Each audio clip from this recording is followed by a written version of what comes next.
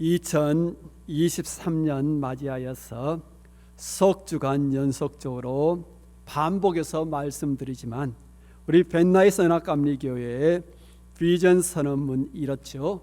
우리는 예수님과 친밀하게 동행하면서 지역 사인을 섬기는 교회를 꿈꾼다. 이 선언문 안에 우리가 꿈꾸는 우리의 비전이 담겨 있죠. 그래서 이 꿈의 성취를 위해서 2023년 교회의 표를 주와 친밀하게 동행하자라고 정했습니다. 그리고 별을 따라서라는 큰 주제 하에 지난 2주간에 걸쳐서 금년표에 관한 말씀을 전했고 오늘 역시 동일할 겁니다. 길을 갈 때 우리가 누구와 동행하는지 깨닫는 것 무척 중요하죠. 함께 길을 걷지만 더불어 길을 걷고 있는 자가 정작 누구인지 모를 수도 있습니다. 함께 길을 걷는데 내가 누구와 함께 길을 걷는지를 모른다는 거예요. 설마, 아니 어떻게 그럴 수 있느냐, 그런 질문을 할 수가 있는데요. 그럴 수 있습니다. 마치 오늘 본문에 소개된 엠마오로 가던 두 제자처럼 말입니다. 14절 15절 이렇게 기록되어 있죠. 그들이 서로 이야기하며 문의할 때에 예수께서 가까이 이르러 그들과 동행하시나 그들의 눈이 가리워져서 그인 줄 알아보지 못하거늘.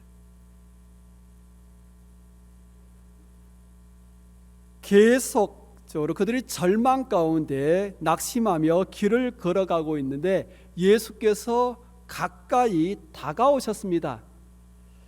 그리고 계속해서 길을 함께 하면서 예수께서 자기 자신의 죽음과 또한 부활을 증거하시며 그 제자들을 절망의 나락에서 희망의 도상으로 다시 오를 수 있도록 도우셨던 것을 봅니다. 그런데도 불구하고 그 제자들은 여전히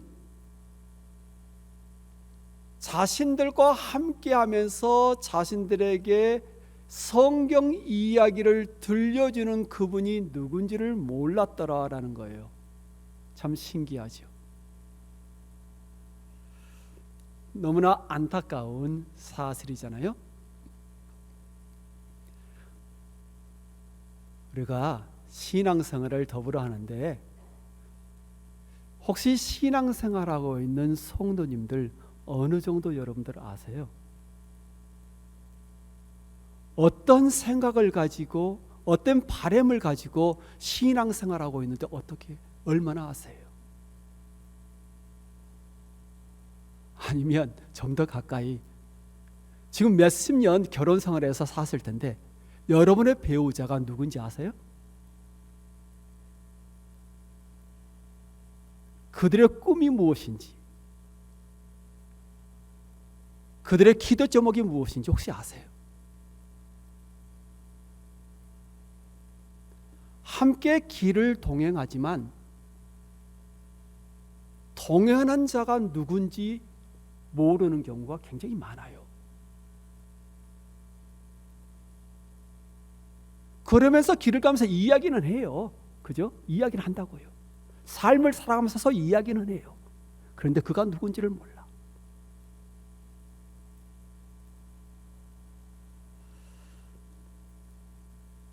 15절 말씀, 예수께서 친히 가까이 이르러 그들과 함께 하시니 곧 동행하시니. 아주 중요한 구절이죠. 우리가 절망 가운데 있을 때, 절망 가운데 길을 걸어가고 있을 때 예수께서 가까이 다가오사 우리와 함께 길을 걸으십니다. 마치 엠마오로 가는 두 제자와 에게 가까이 다가와서 그들과 함께 길을 걸으셨던 것처럼,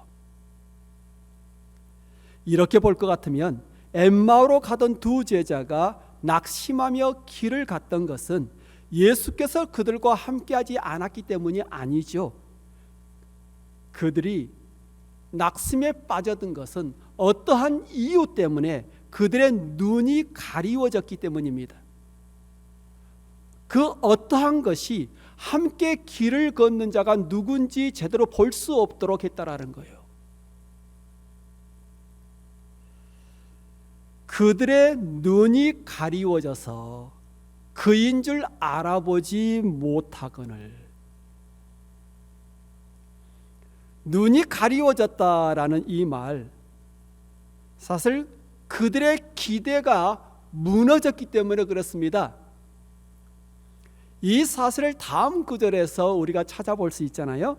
나사렛 예수의 일이니 그는 하나님과 모든 백성 앞에서 말과 일에 능한 선지자인을 우리 대제사장들과 관리들이 사형 판결에 넘겨주어 십자가에 못 박았느니라.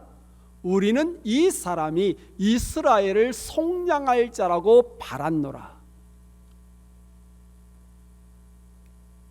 그런데 그들의 기대를 한 몸에 받았던 예수님이 그만 체포되어서 십자가에 못 박혀 죽어버리고 만 거예요.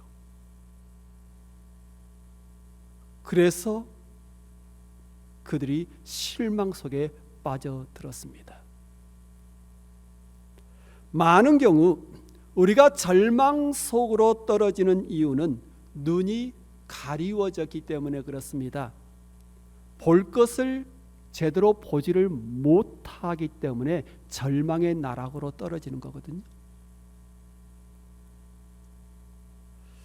달리 말해서 어떤 일로 인하여 평소 갖고 있던 고정관념이 붕괴된다든지 소중히 여겼던 가치관이 무너진다든지 아니면 간절히 바랬던 것이 허무하게 끝나버릴 때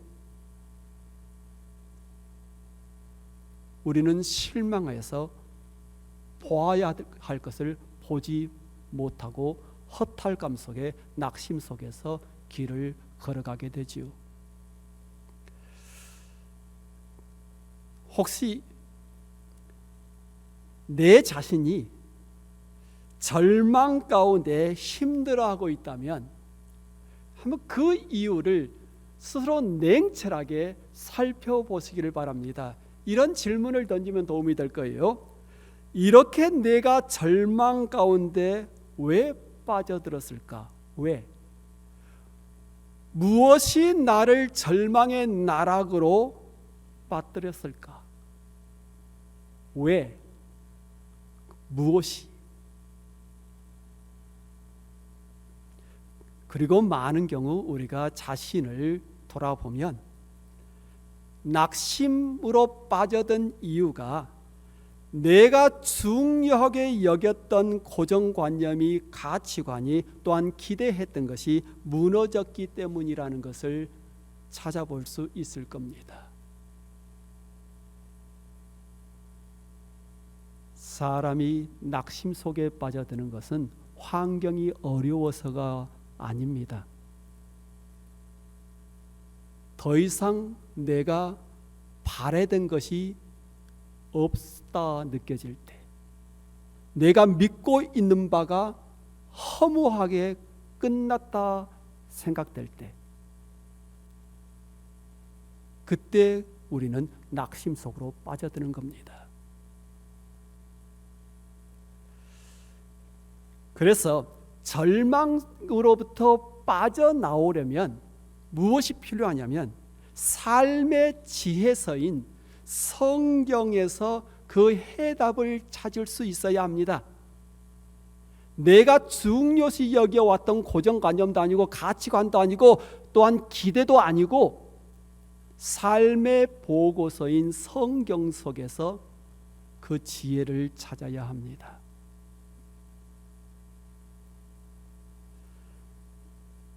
상황이 좋아서 우리가 웃는 것이 아니라 성경에서 오늘 내가 삶을 살아갈 지혜를 발견했기 때문에 그 지혜 때문에 하루 삶을 희망차게 살아가는 거예요. 그래서 매일 성경 읽기가 중요한 것이고요. 매일 기도가 중요한 겁니다. 하루하루 삶을 희망 가운데 분명한 목적 속에서 살아가기 위해서는 하나님의 말씀 속에서 그 하루를 위한 지혜를 발견할 수 있어야 하는 거예요. 혹시 아직까지도 매일 성경 읽기 하고 있지 않은 분들이 계시다면 주보에 실려 있는 하루에 많지도 않아요. 그죠? 많지도 않아. 석 장밖에 안 돼. 하루에 석 장밖에 안 되는데 그것만 읽으면 1년에 한 번 성경을 통독한단 말이에요. 그래서 10년 신앙생활하면 나는 10번 성경을 통독한 거예요. 성경을 반복적으로 통독하면서 매일마다 내 자신에게 주는 하나님의 삶의 지혜를 찾아 그 지혜 가운데 삶을 살아간다면 어떠한 환경 속에서도 어떠한 험난한 여정 속에서도 우리는 낙심하지 않을 수 있습니다. 이건 분명합니다.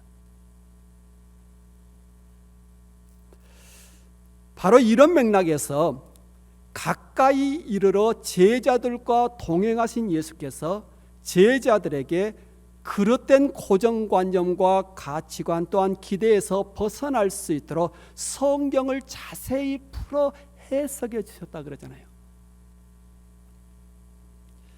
27절 말씀입니다. 이에 모세와 모든 선지자의 글로 시작하여 모든 성경에 쓴 바 자기에 관한 것을 자세히 설명하시니라. 제자들에게 예수님 자신의 십자가의 죽음과 부활에 관하여 이해할 수 있도록 또한 그 사건들에 대해서 새로운 시각을 찾을 수 있도록 자세하게 성경을 풀어서 해석을 해 주신 거예요. 두 제자가 바랬던 것과는 달리 예수님은 죽으셔야 했어요. 그래야 온 세상을 위한 구원 사역을 완성할 수 있었습니다.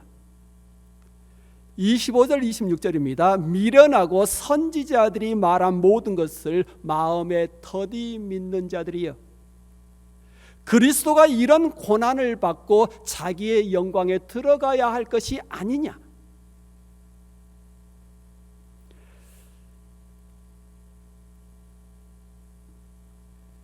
그저 성경이 말하고 있는 것과 예수님의 제자들이 기대했던 것과 너무 큰 차이가 있었다는 거예요.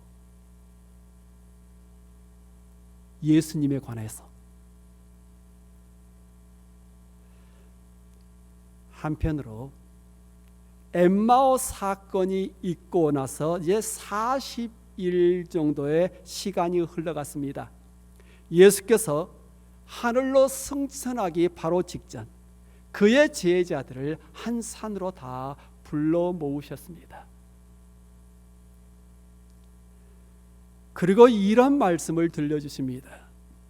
하늘과 땅의 모든 권세를 내게 주셨으니 그러므로 너희는 가서 모든 민족을 제자로 삼아 아버지와 아들과 성령의 이름으로 세례를 베풀고 내가 너희에게 분부한 모든 것을 가르쳐 지키게 하라. 볼지어다 내가 세상 끝날까지 너희와 항상 함께 있으리라 하시니라. 내가 세상 끝날까지 너희와 항상 함께 있으리라. 이것은 뒤에 남겨지는 제자들에게 주신 주님의 약속이었습니다. 이렇게 볼 때 세상 끝날까지 주께서 우리와 함께 하시겠다라고 말씀을 하셨습니다. 곧 그의 제자들인 우리에게 주께서 늘 동행하시겠다 약속을 하신 겁니다. 주님의 약속이에요? 그런데 우리는 줄곧 이 약속을 잊어버리고 마치 홀로 길을 걷는 것처럼 생각을 합니다. 그래서 힘들게 외롭게 길을 걸어가요. 주께서 나와 함께 하신다라는 약속을 잊어버렸기 때문에 홀로 외롭게 힘들게 길을 걸어가는 겁니다.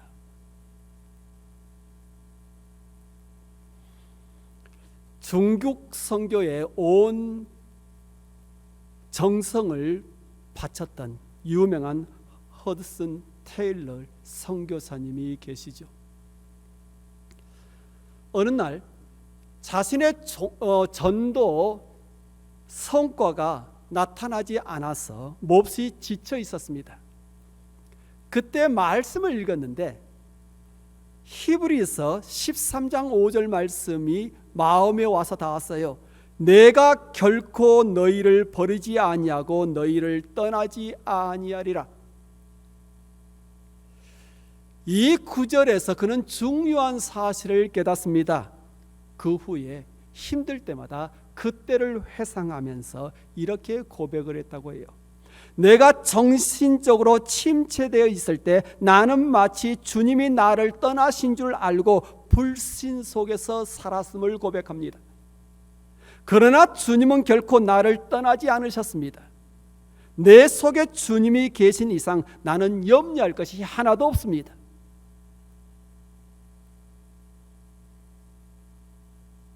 설령 전도 성과가 나지 않는다 해도, 일이 복잡하게 꼬여 있다 해도 주님이 나와 함께 하신다라는 확신이 있다면 능히 그 어려움을 이겨갈 수 있잖아요. 그렇지 않나요? 아니 저는 그러던데. 그렇잖아요. 아니 사람 때문에 웃습니까? 주님 때문에 웃는 거지. 아니 사람 때문에 희망을 이야기합니까? 주님 때문에 희망을 이야기하는 것이지. 왜 희망 가운데 삶을 살아오신 겁니까? 삶이 환경이 잘 되기 때문에 희망 가지고 사셨습니까? 절대 그렇지 않습니다. 주님 한 분 때문에 희망을 품을 수 있었고 그 주님 한 분 때문에 희망 가지고 삶을 살아가는 거 아닙니까? 저는 그렇게 살아왔습니다.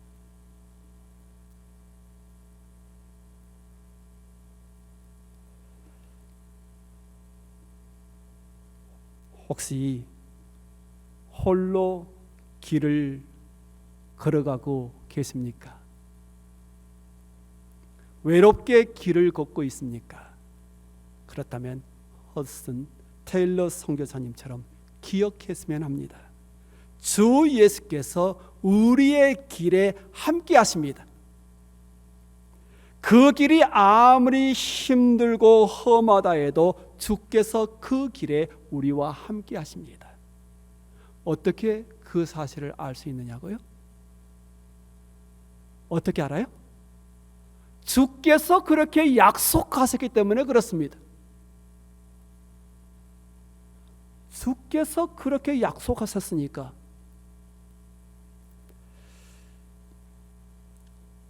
내가 세상 끝날까지 너희와 항상 함께 있으리라 하시니라. 아무리 힘들고 험난한 길이라 할지라도 주께서 항상 함께 하십니다. 이것은 분명합니다. 아무리 깊은 나락으로 떨어졌다 할지라도 그곳에서도 주님은 우리와 함께 하십니다. 분명합니다. 혹시 여러분들 이탈리아 제노바에 있는 예수상 알고 계십니까? 아주 8톤이나 되는 거대한 동상인데요. 근데 이 동상은 여러분 보시다시피 높은 산 위에 세워진 것이 아니고 어디 세워져 있어요? 보여요?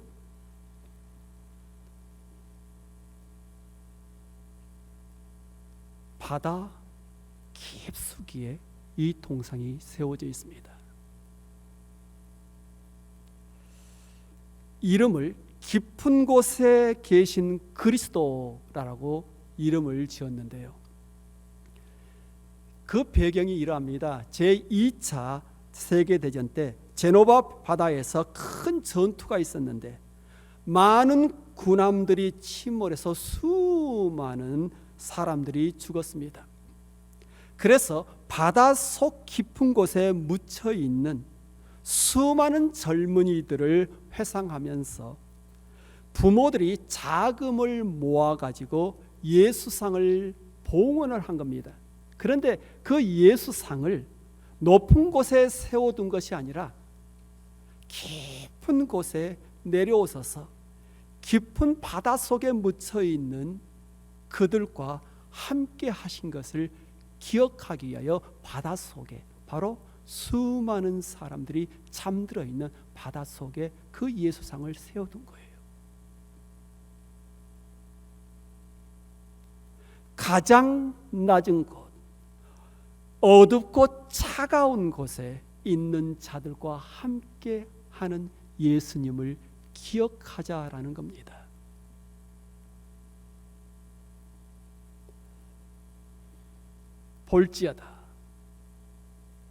볼지어다 내가 세상 끝날까지 너희와 항상 함께 있으리라.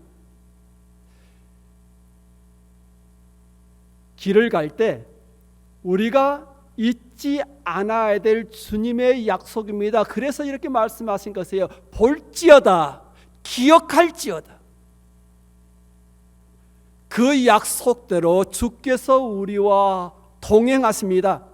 볼지어다, 즉 늘 함께 하시겠다. 주님의 그 약속을 잊지 않고 되새기며 살아가라라는 그러한 명령인 거죠.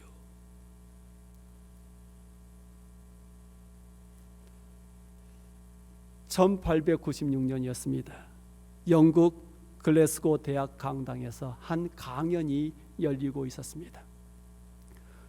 56년 전 아프리카로 떠나서 긴 탐험과 전도 활동을 펼쳤던 83세의 노익장이 그 강연의 강사였는데, 그는 바로 빅토리아 폭포 등 여러 가지를 발견을 했던 아프리카 문명화 선구자 데이빗 리빙스턴 선교사죠. 그는 자신의 강연 끝을 이렇게 마쳤습니다. 전혀 다른 사고와 언어, 문화를 가진 사람들과 긴 세월을 함께하면서 제가 가장 의지했던 것은 예수께서 하신 말씀이었습니다. 이 세상 끝날까지 너와 함께 하리라.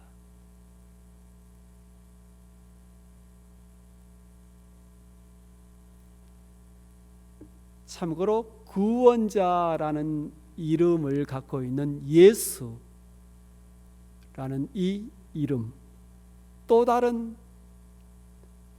이름이 있죠. 임마누엘입니다. 임마누엘, 하나님이 우리와 함께라는 그런 의미죠. 임마누엘, 하나님이 우리와 함께. 즉 성경은 우리와 늘 동행하는 하나님을 가르치고 있습니다. 우리가 하나님과 함께 있는 것이 아니고요, 하나님이 우리와 함께 하신다라는 것을 가르칩니다. 기억하기 바랍니다. 우리가 하나님과 함께 하는 것을 가르치는 것이 아니라 우리와 함께 하시는 하나님을 가르칩니다. 그게 성경이에요. 우리 영적으로 막 뜨거울 때, 그럴 때는 곧 일이 막 설설 잘 풀려나갈 때 하나님이 나와 함께 하신다라는 것을 기억하지 못할 사람은 아무도 없어요. 그런데 일이 꼬이고 아주 도전적일 때, 그럴 때 하나님이 나와 함께 하신다라고 확신을 갖고서 그 시간을 이겨내는 사람 참 드물어요.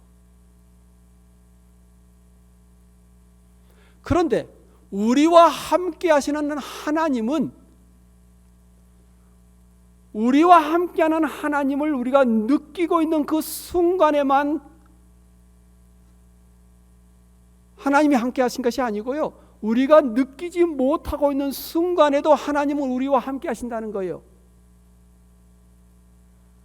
우리의 감정 때문에 하나님이 우리와 함께 해주시는 것이 아니고요, 우리의 감정을 떠나서 하나님은 자신의 약속에 늘 신실하셔요. 달리 말해서 우리가 하나님이 함께 하신다는 사실을 믿지 못하고 있는 그 순간에도 하나님은 우리와 함께 하신다는 거예요.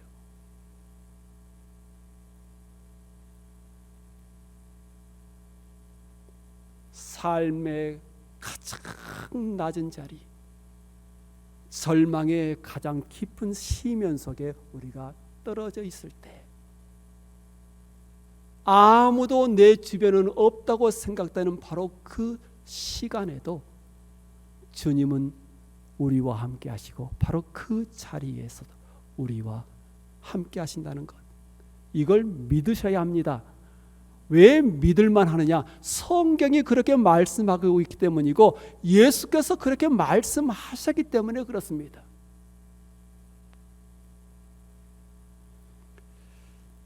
플로리다 주의 발스토라는 도시가 있는데 어느 장지에 다음과 같은 묘비 하나가 서 있습니다. 찰리 스미스, July 4th, 1842 to October 5th, 1979. America's oldest man. 한번 계산 빠른 분, 몇 년을 사신 거예요?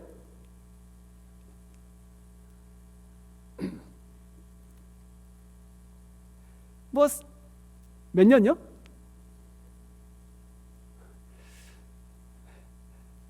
생일이 같이 지나지 않은 거예요? 생일이 지났어요? 네. 137세를 사신 거죠.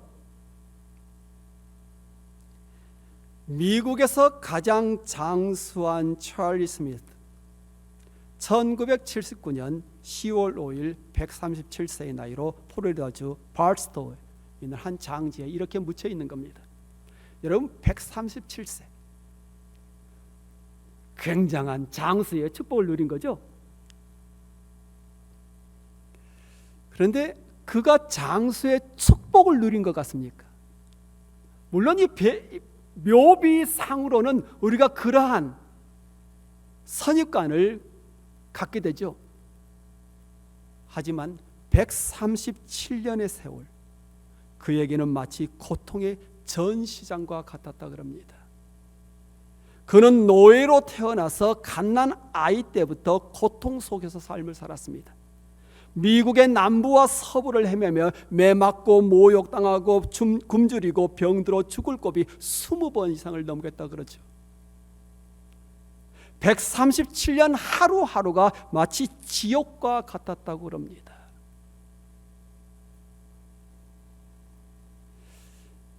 하지만 임종을 앞두고 며칠 전 자신을 방문한 스티븐스 목사님 앞에서 그가 다음과 같은 고백의 기도를 드립니다. 하나님, 내가 흑인으로 태어나게 하셨음을 감사합니다. 고통 가운데서도 노동생활에도 감사합니다. 137년간 언제나 내 곁에 머물러 주신 것 감사합니다. 그의 기도 가운데 중요한 것은 고통에서 그를 구원해 주신 하나님께 감사했던 것이 아니라 기나긴 고통의 시간 가운데서도 하나님이 함께해 주셨다라는 것을 그가 감사했다는 거예요. 그죠? 그 기나긴 고통의 시간 가운데서도 하나님이 나와 함께해 주셨던 것을 감사합니다. 그의 기도를 들었던 스티븐스 목사가 이렇게 감탄을 했다 그래요. 이런 신앙만이 하나님을 참으로 기쁘시게 한다.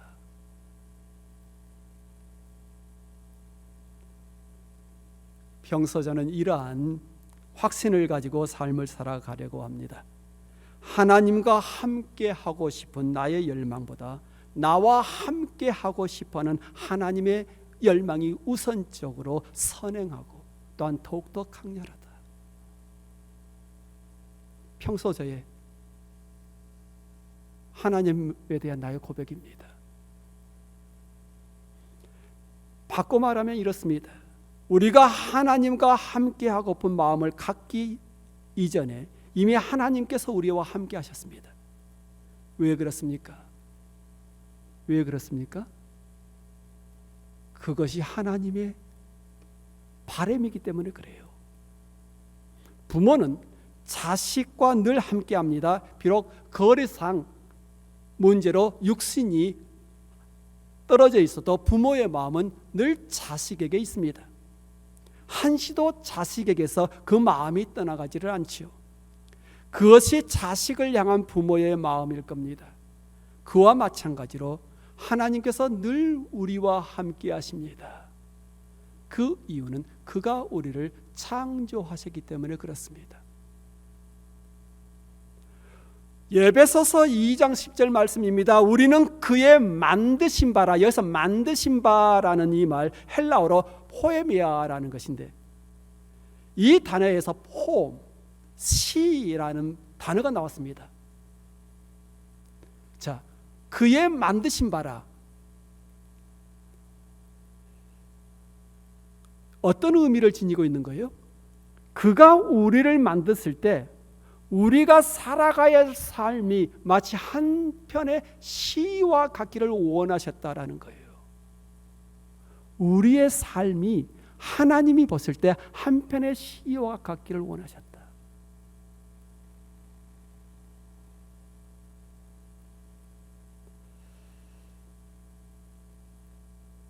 그러한 삶을 살아가도록 하기 위하여 하나님은 늘 우리와 함께 하십니다.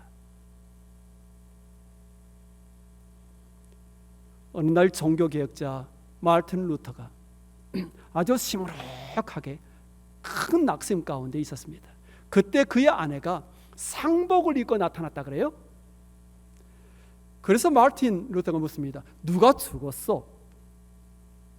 그때 그 아내의 대답이 이렇습니다. 하나님이 죽었습니다. 루터가 소리칩니다. 괜한 소리 그만두시오. 하나님은 영원 불멸하신 분이시오. 지금까지도 살아계셨고 앞으로도 영원히 살아계실 것이요. 참 신학자다운 말이죠. 그러자 그의 아내가 이런 화답을 합니다. 하지만 당신은 마치 하나님이 죽은 것처럼 행동하고 있지 않나요?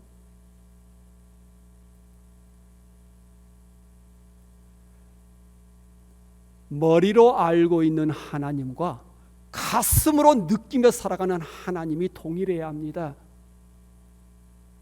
하나님이 영원 불멸하시다면 그 영원 불멸하시는 하나님, 그가 우리의 하나님이신 거예요. 바로 그분이 우리와 함께 하시는 겁니다. 오늘 본문에 소개된 그 낙심 가운데 길을 걸어가던 두 제자들처럼 혹시 마르틴 루터처럼 우리 역시 하나님이 죽은 것처럼 행동하고 있지는 아니한지. 여러분, 요즘 우리의 삶이 어떠합니까? 혹시 내가 입술로 고백하는 하나님과 내 삶으로 표현하고 있는 하나님이 동일합니까?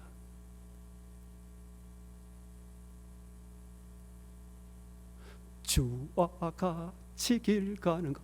찬양은 잘하지요. 하지만 삶이 정말로 주와 함께 내가 길을 걸어가고 있음을 입증하느냐라는 겁니다. 전도는요, 가장 좋은 전도는 나의 삶으로 보여주는 겁니다. 내가 믿는 바를. 그게 가장 좋은 전도입니다.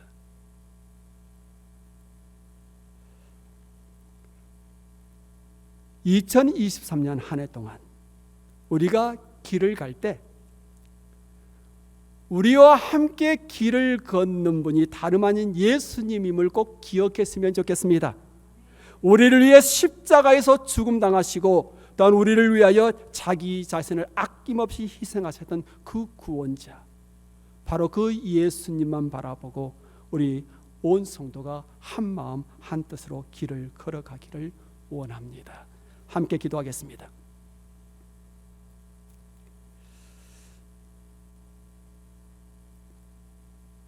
작가 미상의 하나님 제 안에라는 시를 읽어드립니다.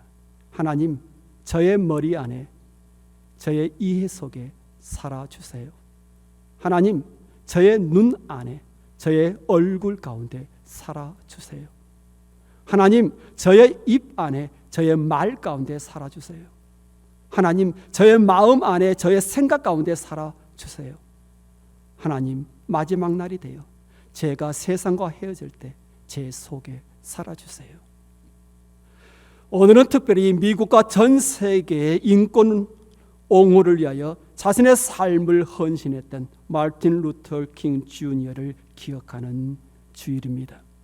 그리고 내일은 마틴 루터 킹 주니어 데이이기도 합니다. 내가 너희를 떠나지 아니하고 버리지 아니하리니 강하고 담대하라. 요서 1장 5절 6절 말씀을 늘 가슴에 새기면서 어떤 위험 속에서도 순교의 제물이 되기까지 자신이 마땅히 걸어가야 될 그 길을 뚜벅뚜벅 걸어갔던 마틴 루터 킹 주니어 목사님처럼 우리 역시 늘 우리와 동행하는 주님을 기억하면서 그리스도인으로서 마땅히 짊어져야 될 자기 십자가를 짊어지고 그리스도를 따르는 제자의 삶을 살아가기를 원합니다. 또한 제자의 삶을 걸어가면서 늘 우리와 함께 하시는 주님을 기억하기를 원합니다. 주 예수 그리스도 이름으로 기도합니다. 아멘.